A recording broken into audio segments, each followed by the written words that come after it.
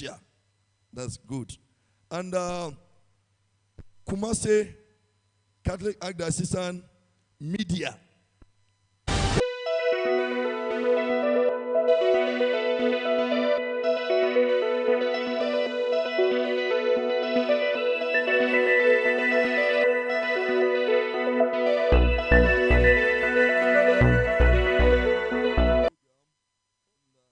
TV, as well as on all social media handles. Next on our program is Purpose of Gathering. Why have we assembled here as a community of believers under the umbrella of Catholic Archdiocese of KUMASI? This program, which is on religious tolerance, is, if you like, a periodic or sporadic program organized by the Archdiocese to bring to bear the fact that we live in a culture of diversity of people. We live in a culture where not only Catholics exist, but rather other religious bodies in the likes of Islam, Hinduism, Confucianism, Buddhism, etc. And even among the Christian fraternity, not only Catholics, but other Christian denominations. We have the Pentecostals there. We have the charismatic groups there. Then individually established churches, charismatic churches, among others. How do we coexist with them? Because we all believe in Jesus Christ as the medium of redemption for one and all. We all preach the Bible using the tool or instrument of the Bible. Why can't Catholics coexist with Pentecostals or charismatic churches? On our campuses, on Sahus or OWAS, etc. In our parishes, rectorates, etc. Why is it that we frown and even despise others because they don't belong to our folk? Remember the prayer of Jesus in John chapter 17. The prayer of unity. Ut unum sunt and sit. Ut unum saint. That they may all be one. All in context means people from diverse backgrounds, including even from different tribal grounds, etc. And that is the very essence why we are here. Don't forget the fact that in the scripture, we had some scenarios where there was religious tolerance. Idol worshippers tolerated Christians. I'm only citing two scenarios. One from the Roman Empire, where even Constantine, after his conversion, when he had observed the cross of our salvation in his dream, Jesus spoke to him, permit Christianity to exist in this powerful empire. And so he even had to offer his house for the commencement of Catholic Church over there. And that is the very essence why the church is headquartered in Rome or Vatican City. You could see a traditional religious leader embracing Christian religion, and at the end of the day offering his own house for perpetuation of Christianity. The second and the last scenario I'm also creating is when the Jewish people were in captivity at Babylon. There arose a king in the Persian kingdom by name Cyrus. Cyrus indeed was a traditionalist, an idol worshipper, a great leader for the gods. But then he said, who am I? I'm quoting him and paraphrasing his words. Who am I to torture God's people? Even my idols, I have never tortured them. I have reverenced and revered them. How much more the Lord of hosts, the Almighty God, his own Jewish people. Therefore, he wrote an edict of decree to liberate, to free the Jewish people. Now remember what he said. Go to your roots in Jerusalem, and offer a sacrifice to your God. I can never let you be in captivity. That was religious tolerance. He cooperated and collaborated with them. He even had to donate some building materials When you go back to your motherland, the place is ruined now. Reset a place. Get these building materials. Rebuild a temple for your God, which is a great scenario illustrating religious tolerance. Why are we here at the end of the day blackmailing each other, speaking ill against each other, spitting on each other? This is uncalled for. This is never preached anywhere. We must embrace one and all.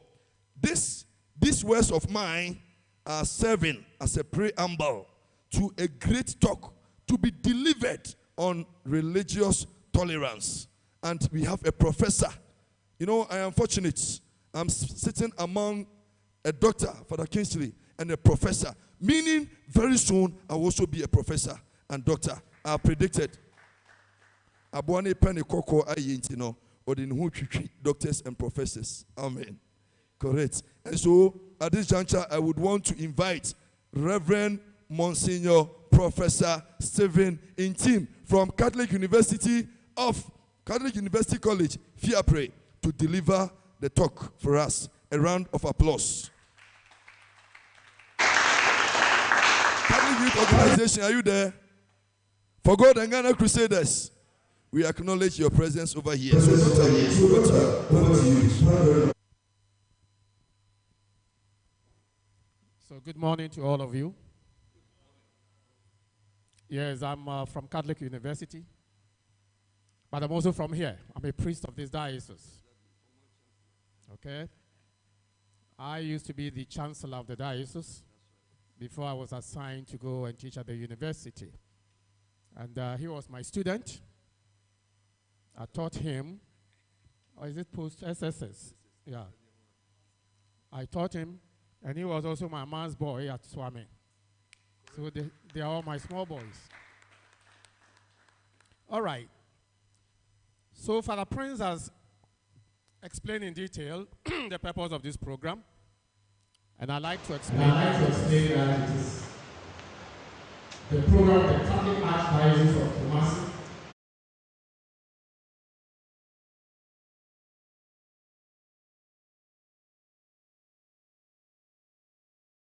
The theme of the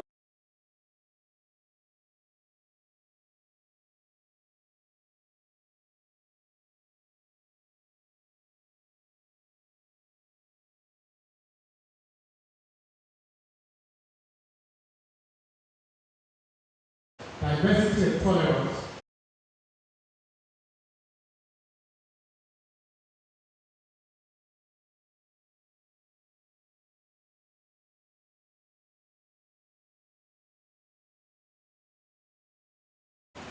Especially within the context of having different values, having different ethnic backgrounds, having different cultures. That's what pluralistic means. Whether we like it or not, wherever that where we are, differences are there. Even twins have their own differences. The issue is not so much the differences, but how do we manage the differences? How do we see our differences not as a challenge, not as a problem, but something that we should manage and bring us together? Okay? So it is within this context that the Catholic Diocese of KUMASI, of course, the bishop is no longer on this program.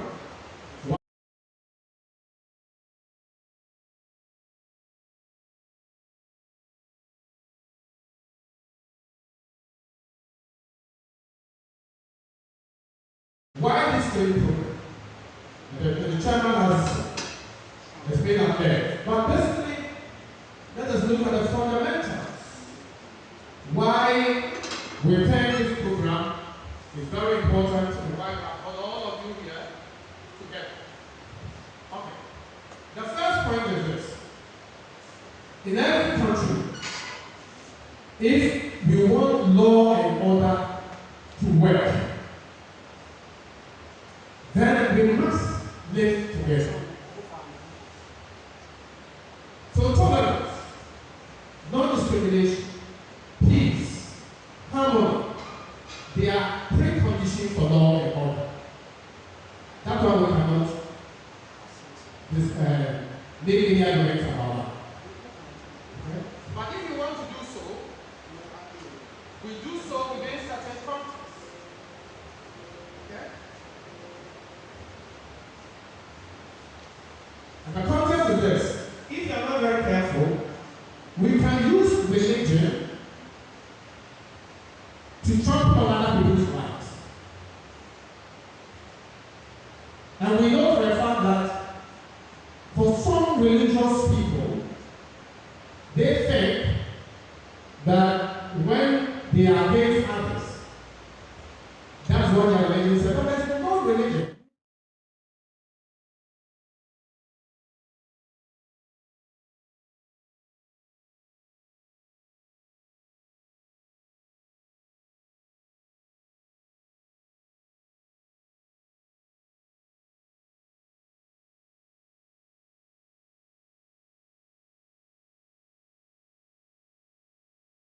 What we want to do.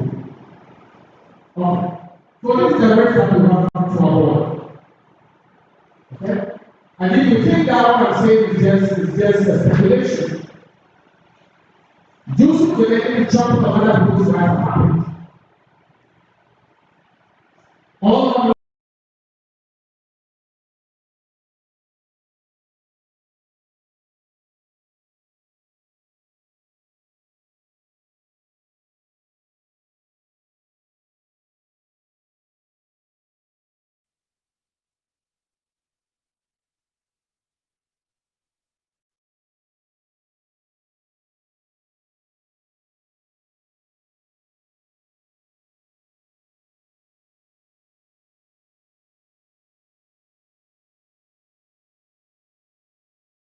firstly, certain democratic values like tolerance, peace, respect will come by nature.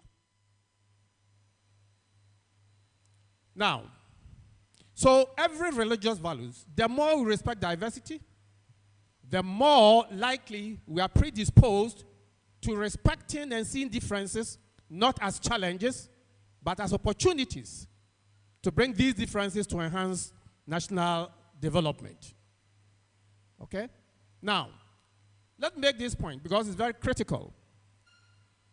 Religion, as a social phenomenon or as a discipline, has dual potentialities. It can do two things. Religion can do two things. On one hand, religion can foster mutual respect, mutual understanding. It can bring people together, and it can bring unity. But on the other hand, if we do not use religion properly, it can lead to needless fundamentalism. It can lead to sectarianism. It can lead to, at worst, bigotry. And that's what we have to pay attention to. So two things. On one hand, it can do something good. On the other, it can do something bad. Because you can become so fanatical, so fundamental in our religious views, that if you are not very careful, we trample on other people's toes. That is why it's very important that we underscore this. Now, we cannot talk about religious tolerance in Africa, in sub-Saharan Africa, without referring to migration. Because it is actually migration, people migrating from one country to the other. And as people migrate, of course, they carry with them their religion, their values, and all that. And whether we like it or not, migration is a movement in Africa, very vibrant. And if you go back to the history of Africa, it accounts for various forms of movement across within the national boundaries as a result of trade, as a result of warfare, as a result of slavery, and so forth. And West Africa, which is our sub-region, migration is very vibrant. In fact, the whole of Africa, it is within West Africa that you have the highest number of people migrating from one area to the other. And as people migrate, you see our territories are so porous. It's just artificial. So they migrate from one end to the other. Okay? And then they meet their own people there. And if you're not very careful, then the disharmony begins. Okay. So, for example, if you take West Africa, from 2007, migration, both internal and international, has gone up higher. And it continues to grow compared to other parts of Africa. And it's for this reason that we need to draw our attention to all that. So the unique feature of sub-Saharan Africa, unlike other religions, migration includes intra-regional movement, refugees, and our migration in Africa is more circulation. I think I've explained that. Just moving from one area to the other.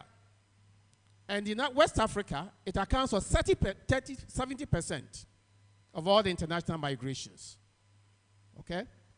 So it brings about diversification. It brings about differences. It brings about people coming with their own values. So the implication for religious tolerance are three. And I think they are all there. The first implication of migration is that as people migrate, they carry with them their religiosity. So individual determinants of religiosity. That's the first implication. That one, there's nothing we can do. It's a fact. The second point is that migration becomes a personal experience. People migrate, and it is with their own personal experience.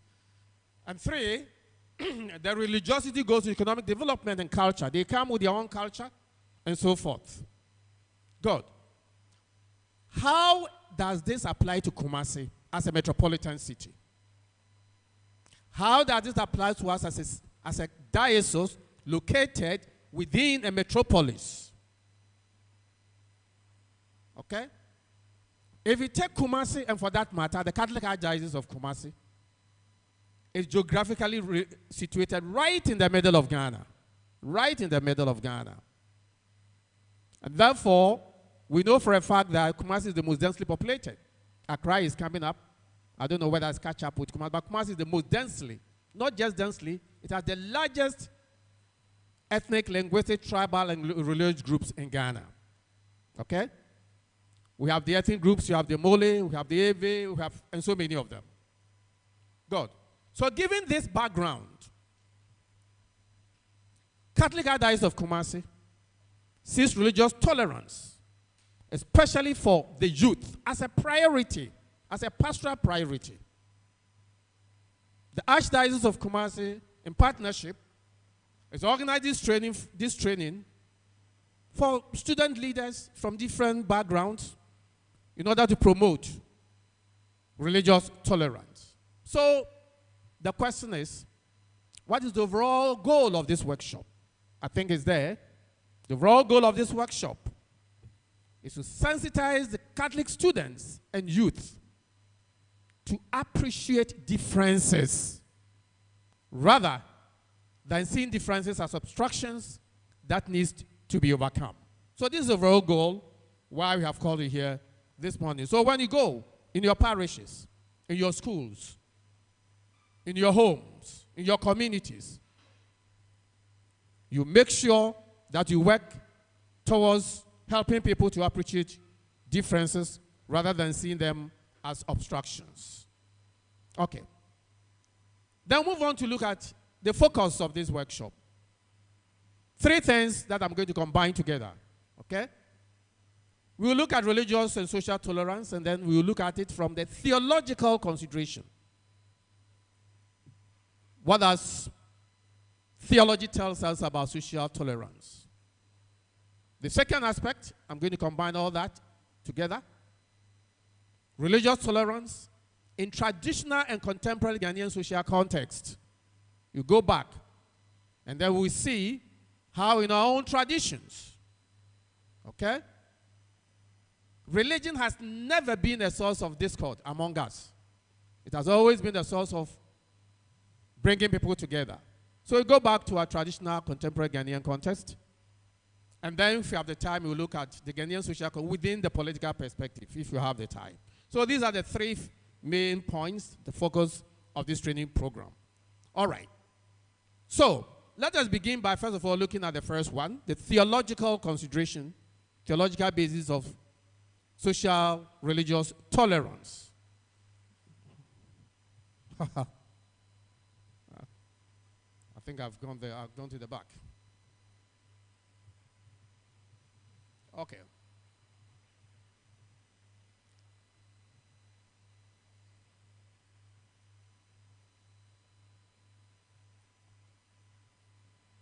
Okay, so let's begin with the tolerance in traditional Ghanaian context, okay? As I was explaining, religion has and was never a source of conflict. That is a fact. It was always a source of peaceful coexistence. Even before Christianity came, take our own people who were in the indigenous religion, okay? The same household, the same community. 3 different people will adhere to different gods. But they were never at each other's throat. You can ask our elderly people. They were never at each other's throat. Okay? They lived in peaceful coexistence. So even traditional religion never used religion to bring about discord. Okay? And it is because our socio-political context was subsumed under religion. And religion permeates every sphere of the African and the Ghanaian. Okay? Good.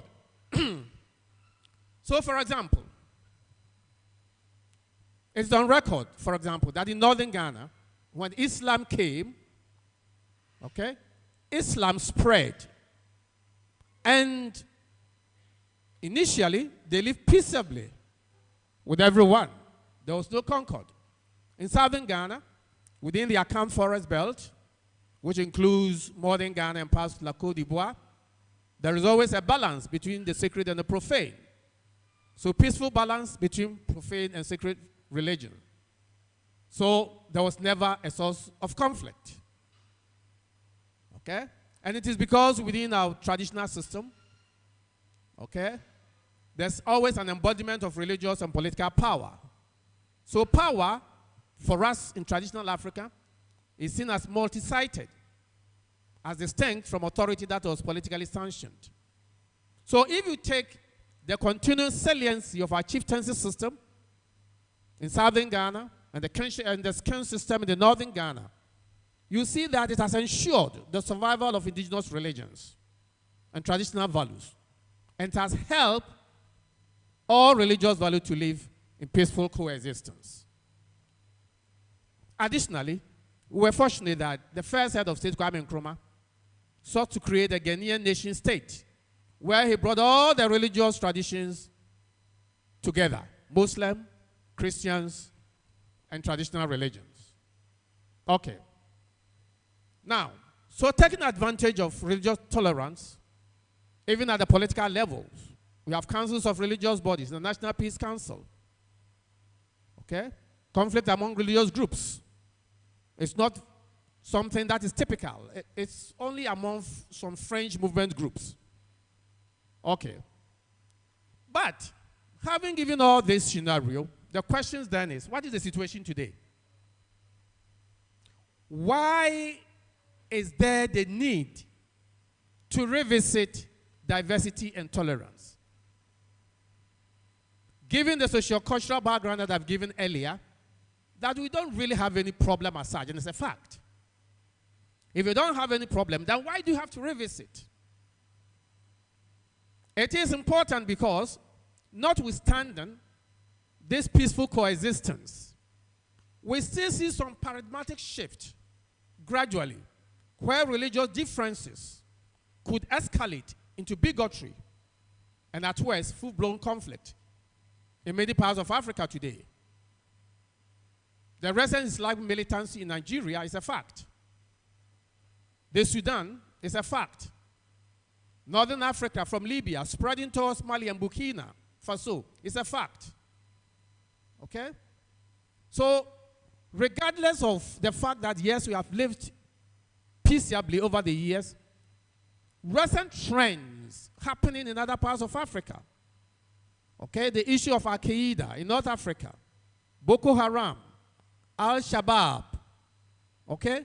They all force us to see that we need to take a serious look at this. So it's not something that we can be complacent and say, oh, for us, we don't have that problem, so it is not important. It is important. It is important. So we cannot be complacent. Good. Let me give one example. Why it is important, why the diocese considers it important, why the diocese finds it very important to call this meeting for young people. In Ghana, even though, yes, we don't have that as such, but if you remember, we have the frequent disputes and conflicts between the Ghana traditional religion during the Homo War. You remember that story? The Homo War people and all that. Some Christian churches will not accept the annual ban on drumming and dancing because some Christians also justify that it's an imposition on their rights. Then the Ghana people also that Accra belongs to them, so they are right. So this alone should make us wake up. That is the first instance. The second instance, that is historical. If you go back to the mode of Christian evangelization, how Christian evangelization started, the modus operandi, the way, the strategy adopted by some Christian denominations, especially in the 19th and early 20th centuries, in the Gold Coast. Okay? And if you have, let's take, for example, our brothers, the Basel missionaries, the Presbyterians. They literally took converts out of their communities, planted them elsewhere. Okay? So they will move away from their villages and town to form what we used to call the Christian Salems, or residential quarters. So you see that historically, even though unintentionally, of course, it was not the intention of the missionaries, but the way and manner that how the evangelization started, if you are not very careful, we tend to think that one religion is better than others, and if you are not very careful, it can lead to needless fundamentalism. So let us take a closer look at our religious restrictions, okay? Not just in Ghana, but how religious restrictions have arisen all over the world. All over the world. Okay? Not too long ago, we saw that about 260 million Christians have been persecuted for their religious beliefs. In 2020, over 260 million Christians have been persecuted. In 2019, 245 million were persecuted. Okay? Last year, that is 2020, attacks on churches have risen to over 500%. From 1,847 in 2019 to 9,488 in 2020. Attacks on Christian churches. Nigeria, northern Cameroon, Mali, Burkina Faso, where Roman Catholic priests have been murdered. Burkina Faso, that's too far from us. So it's a fact. So we cannot take for granted that, well, we don't have that problem and therefore. It is not like that. That is why the diocese feel that, look, we must find a way where we bring out, why do I get to the back? We must find a way where we bring all our youth together so that, we'll let them understand some of these things. So let us look at some countries, for example, briefly. Okay? Take a country like Afghanistan. Take a country like Somalia. Take a country like Libya. Take a country like Pakistan. Take a country like Sudan. Okay? Afghanistan is an Islamic country. Christianity can only exist in secret. They don't allow them. It can only exist in secret. Not only is it illegal for an Afghan person to leave Islam, But family members are often first try to attack and kill them. It's going on. Take Somalia. Christianity is regarded as a betrayal in Somalia. If you have converted to Christianity, it's seen as a betrayal. So family members and clan leaders will harass, intimidate, and even kill the converts. Okay? So these are some of the things that we need to pay attention to. You see? Okay. Let us move on and look at, say, Burkina Faso, which is our neighbor up there. Burkina Faso is long known for its religious tolerance. But as I'm speaking to you now, Christianity is in survival. Dozens of Catholic priests have been killed in Burkina Faso. Dozens of Catholic priests.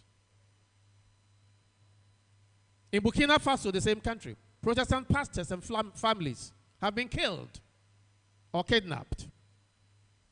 In Mali, in 2018, there was a threat. Central African Republic is the same. Cameroon is the same. Still a stronghold of Boko Haram.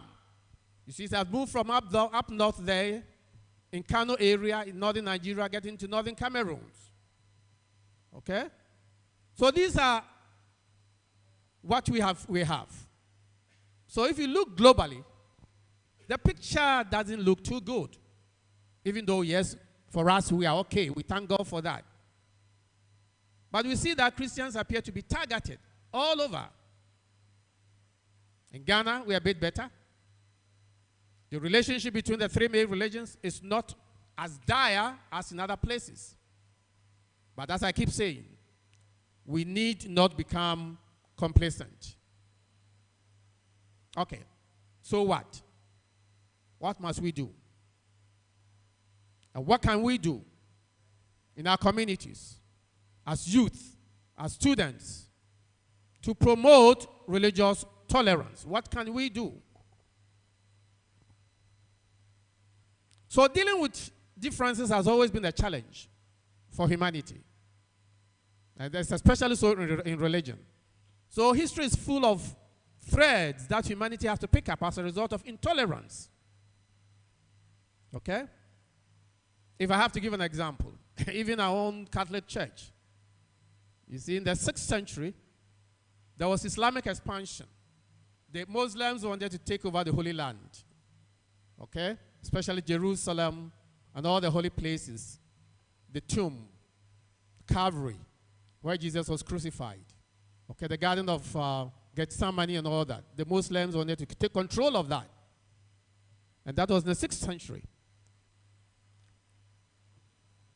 Of course, Pope Urban, in the 11th century, called for Christian crusades. If you have heard of Christian crusades, it goes back to that. To fight against the Muslims who are trying to control the Holy Land. You see? So it's a typical example of intolerance. That's one example. Intolerance, we have the example of the Holocaust, the World War, Second World War, Adolf Hitler, anti-Semitism, when they had to kill out thousands and thousands and thousands of Jews. Okay? So,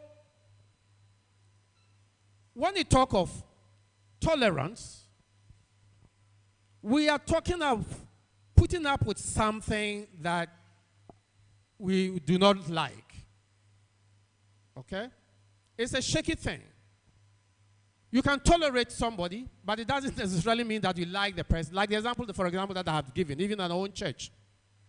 Going back to the 11th century, when the Pope had to call for crusades against the Muslims.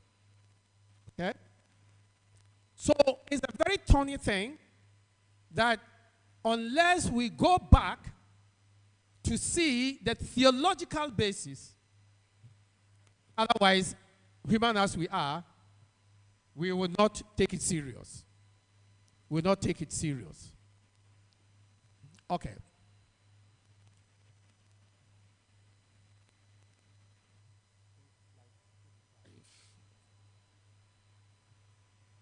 Okay. So, let us look at the theological. I don't know. I think I've gone to the wrong place. Let me go back.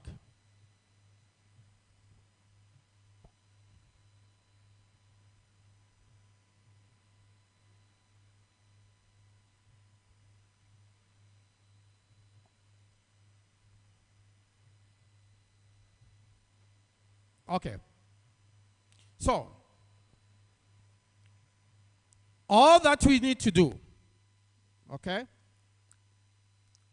is the fact that if we take tolerance, as I was explaining earlier, tolerance means putting up with something. You don't want to rock the boat. You don't want to have anything with anybody, so you keep calm.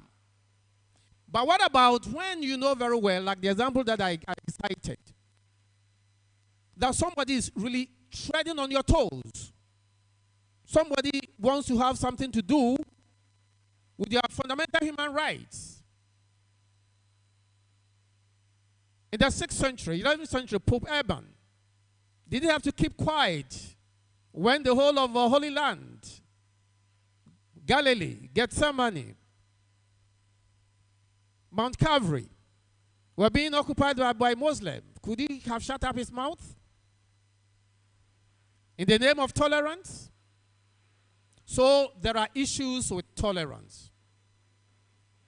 It's not as simple as probably what I'm trying to say.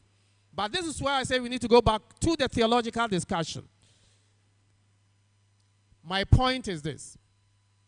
If you want to understand tolerance from theological perspective, then we need to look at it from the vantage point of how Jesus saw tolerance. When Jesus could even pray for his enemies. When we had insulted him. When we had spat upon him. When we had stripped him naked. When we had hung him on the cross. What did Jesus do? Jesus said, Father, forgive them. They know not what they are doing. Pay attention to that. Forgive them. They know not what they are doing. Jesus is not only telling us that we don't know what they are doing, but telling the Father to forgive us. And making an excuses for us. Because they don't know what they are doing.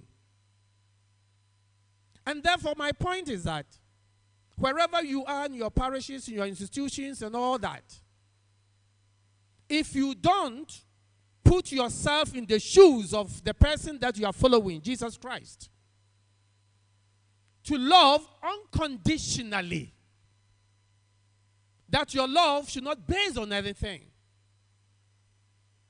that you should not love just because the other person loves you. Even when he hates you, you love that person. And Jesus says, pray for your enemies. Do good to those who hate you. When someone strikes you on the left, turn the right to him. My brothers, that is how you have to understand tolerance. Otherwise, we'll be beating about the bush. Unless we go back to have that Christ-like attitude towards love. Even praying for those who killed him. Praying for those who nailed him on the cross. And that is what we call agapeic love. That love that is unconditional. It is not eros. The Greeks have two words for love. The first one is eros, and the second one is agape. Eros is that cheap kind of love, superficial love. Somebody loves you, so you love the person. Somebody smiles to you, so you smile to the person. Somebody greets you, so you so greet him. That is very easy. That is what eros is. But when the Greek man used the word agape, which Jesus teaches us, he is talking about that love that is unconditional. That is the basic theological thing that you have to understand. Unless we go back as Christians and cultivate that culture of following our Master Jesus, where our love is not conditional, our love is not based on anything, unless we do that, then we cannot fight for tolerance. We cannot fight for tolerance. So it is this that I want all of us to understand. Okay? That dealing with differences and all that, we need to understand that we can only do that within the context of agape love. Okay? So I want you to have at the back of your mind that all over, the global picture doesn't look too good. Christians appear to be targeted all over. But we need to cultivate that agape love of Jesus, where we will not, as it were, use force against force. Because human as we are, we all have a certain level of anxiety. And when we become so anxious, it leads in what in psychology we refer to as paranoia. You tolerate a person for a certain number of times, and then you feel tired, you are fed up. So you also give it back. We have to be mindful of that.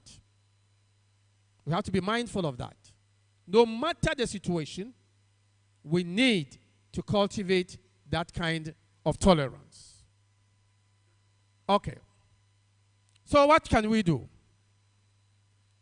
When you go back to your parishes and your institutions and whatever, the first thing that you have to do has to do with talks and discussions. Talks and discussions. And why do we need to talk and discuss about that? And here I can refer you to UNESCO Constitution. UNESCO says, since wars begin in the minds of men, it is the minds of men that the defenses of peace must be constructed. And tolerance is one of the defenses of peace. And education is one way to build that defense. So please, when you live here, become ambassadors in your communities, become ambassadors in your parishes, become ambassadors in your schools, to talk about tolerance. So talk about it. Discuss it among various youth groups. Because intolerance, which undermines peace, is escalating everywhere. It's escalating everywhere. Okay? If you go back even to our homes, our societies, across countries, it goes to the extremes and it can kill. So talk about that. Discuss that with your various youth groups. Talk about intolerance that has led to violent conflicts, even between married couples, within families, between individuals. Talk about that.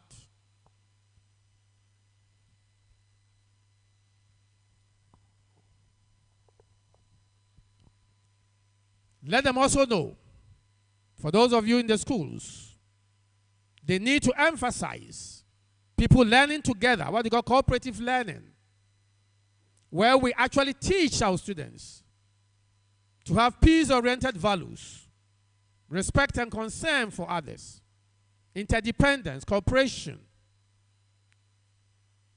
Then we also need to think in the curriculum how we can enhance cooperative learning that can contribute to tolerance.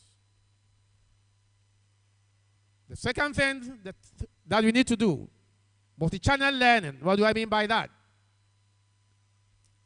In our parishes, in our homes, in our schools, we have to create scenarios and channels for individuals to come and talk to us. There is no point why we cannot even invite a Muslim to come to our parish and talk to the youth. Because Islam, as a religion, the word Islam comes from the Semitic word shalom, which literally means peace. So Islam is a religion of peace. And therefore, those who are misusing Islam to propagate jihad, to propagate atrocities, are not real Muslims. The real Muslim is a man of peace. And that is why you need to invite them, even in your parishes, your schools, for them to come and talk to the young ones so that they don't see every Muslim as a jihadi, as somebody who doesn't like people, as somebody who wants to propagate his own religion. It is not true. It is not true. Unfortunately, that is the kind of Muslims that we have in this country. They are very peace-loving. We have never had any bigotry as such with our Muslims. And I think the whole of West Africa, if you take Senegal, Ghana will be the second country where there is always that peaceful coexistence between Christians and Muslims. And we need to cultivate that. So we don't see every Muslim as belonging to Boko Haram or Al-Shabaab or whatever they call them. It is not true. Many Muslims are peace-loving. And we know that. Over here in KUMASI, we live peaceably with them. I know for a fact that anytime that we are doing anything in the cathedral, whether we invite them or we don't invite them, they will come. And they come in their numbers. The respect that they have for the Catholic Church in KUMASI here, I know that for a fact. You see? So it is that dialogue, it is that fraternal dialogue that we need to cultivate. That we need to cultivate. That is the second thing. The third thing that we need to go, when you go to your parishes, that you need to do, is galvanizing learners, youth, students into action. That is why we have young students here. We have COSRA here. We have CYO here. Your youth students, your youth leaders, galvanize them, bring them together, lead them into action. Action for what? Not action for war, not action for confrontation, but action for teaching for tolerance and peace. And teaching for tolerance and peace must not just stop at the cognitive level. We need to educate for tolerance and peace so that you can always have peace. And to be effective, it must involve critical reflection, which will propel the learner to critical action in your communities. You see, it's very important. Then another point that we need to do has to do with systems of moral and religious values. We all have a large system of moral values and religious convictions. And moral convictions will tell you to do the right thing and avoid the bad thing. And I'll venture that these values and convictions must be promoted if we are to succeed in the promotion of peace and tolerance. Okay, so these are some of the things that we expect you to go when you go back to your parishes, in your homes, in your institutions, to start to educate your friends so that we don't end up fighting among ourselves. We don't end up picking up arms because of religion. No, religion doesn't teach that. So these are some of the main issues that I think I have to do with you. So thank you for your attention.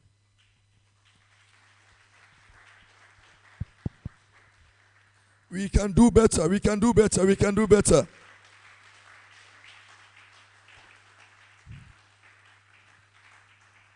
We are indeed all struck by the content of the input delivered by Reverend Monsignor Professor Stephen Intim. We have all heard enough. Okay, just key elements that he brought to bear. He spoke at length about diversity and tolerance, peaceful coexistence among all religious bodies, especially as far as the three existing religions in Ghana are concerned, namely Christian religion, Islamic religion, and traditional religion. None of them surpasses another. It is not the fact that we are Christians, and for that matter Catholics, we must not under any circumstance downplay, have others downtrodden, but rather peacefully coexist with each other. Hence, the idea of pluralism, plural, not singularism, but pluralism. All ideas are meshed so that there are no differences or discriminations whatsoever. He also brought to bear the fact that religion has these two key elements worth taking notice of. That it must champion the cause of fostering mutual understanding, peace among others. If you are a Kosran, if you are a Sahu student, if you are a crusader, listen to the name, CYO, crusader. I like your teachings. Not that I have once been a crusader, but a crusader is someone who is waging war against a hostile entity. Someone who is militating against you, fighting your cause. You say, no, no way to you fighting me. Okay? So that means Satan, or if you like, hell. You kick against all this through your acts, your moral lifestyle. So we have Satan to battle and not other religious denominations or other Christian bodies. We must ensure understanding among each other. If you don't understand the tenets of each other's religion or other Christian denominations, better go and learn. Go online. What is it about Methodists? What is it about Pentecostals? Learn their doctrines just as they also learn ours, so that we peacefully coexist. He underscored the fact that migration is one of the key elements which has affected transmission of culture to across, especially Africa. Even as people would want to go and visit, we embark upon visits, sightseeings, etc. In the course of all these things, we realize that, unfortunately, slavery, among others, were brought to bear. But then, irrespective of this act of migration, we must accept each and every one. Are the people I'm living with in my locality, are they from Zambia, Zimbabwe, name any other country? Are they the whites, Europeans, Americans? We must coexist because migration has affected people coming to live in a vicinity among others. He also brought to bear, why has the Archdiocese of KUMASI established this useful venture or seminar? Why? It is to sensitize you and me, who as it were are the youth. If we conscientize ourselves that we can coexist with each and every one. Monsignor, I'm adding this. It is said that even the founder of Islamic religion, who is he? Muhammad. He coexisted with a Catholic priest in the same home, in the same house. And that is why there are some elements of Catholicism in Islam. The cassock. Why is it that Islamists, all of them are in cassock? Supposedly.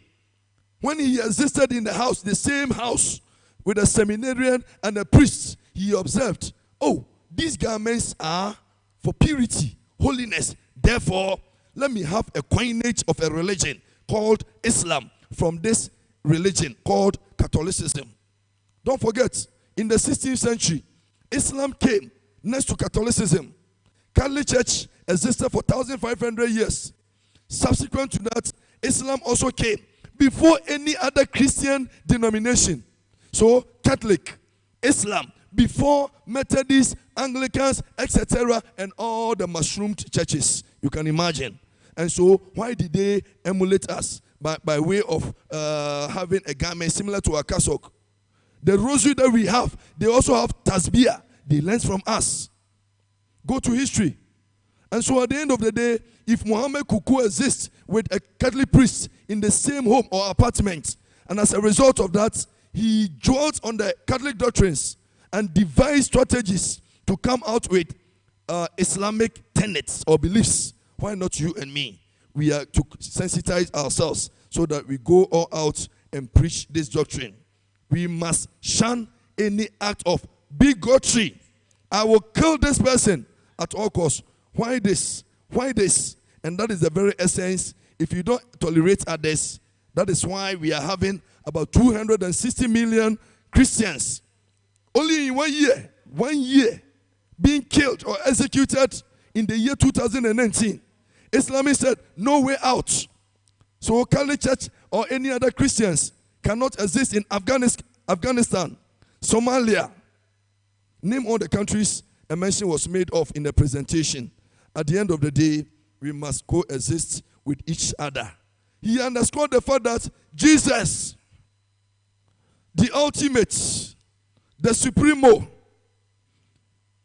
he had series of his teachings promoting Christian unity, but not diversity of people, so that we clash never. On the cross, allude to John chapter 19. Father, forgive them. They don't know what they are doing. Jesus prayed for his persecutors. Someone doesn't agree with you. The person goes on, and at the end of the day, propagates bad or evil news about the Catholic Church. Virgin Mary is obosom, idol. Catholics, they worship only statues. They don't know their faith or tenets. School such a person, and that is the onus, the responsibility of you and me, the youth, Sahu students, Constraints, CYU, etc. He underscored the fact that Greek has two major words to expatiate love. Number one, eros, in English, erotic love.